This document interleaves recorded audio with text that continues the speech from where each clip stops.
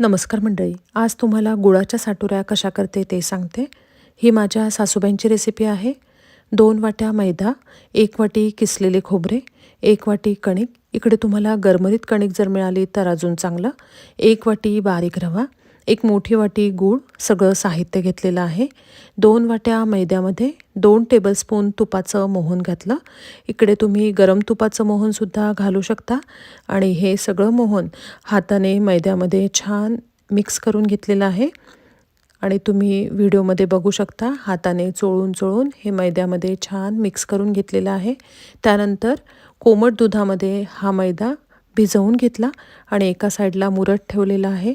एकीकडे पॅन गरम करून पॅनमध्ये 1 वाटी किसलेले खोबरे छान मंद आचेवर 5 ते 7 मिनटं परतून घेतलं आणि खोबरं परतून झाल्यानंतर ते काढून ठेवलेलं आहे. नंतर त्याच पॅनमध्ये 1 वाटी रवा घेतला.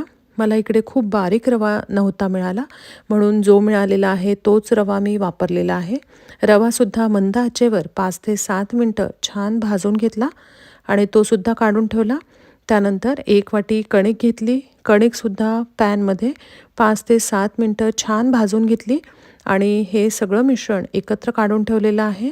त्यानंतर 2 टेबलस्पून खसखस घेतली आणि खसखससुद्धा 1 ते 2 मिनटं छान परतून घेतली आणि मिश्रणामध्ये ही खसखससुद्धा टाकली.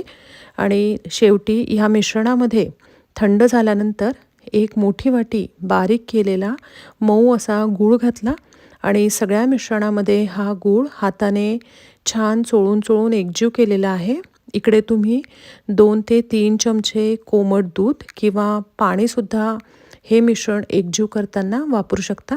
पाण्याचा किंवा दुधाचा हात या मिश्रणाला तुम्ही लावू शकता आणि हे मिश्रण छान हाताने असं आधी एकजीव करून घ्यायचं आहे. त्यानंतर त्यामध्ये जायफळ आणि वेलची पावडर चवीनुसार घातलेली आहे. आणि व्हिडिओमध्ये तुम्ही बघू शकता, हे सगळं झाल्यानंतर मैदा जो मुरत ठेवलेला होता त्या मैद्याच्या छोट्या छोट्या पात्या लाटून घेतल्या आणि त्यामध्ये हे सारण भरलेलं आहे आणि छानपैकी साटोऱ्या तयार करून घेतलेल्या आहे. आधी बसून शांततेत सगळ्या साटोऱ्या आधी तयार करून घेतल्या.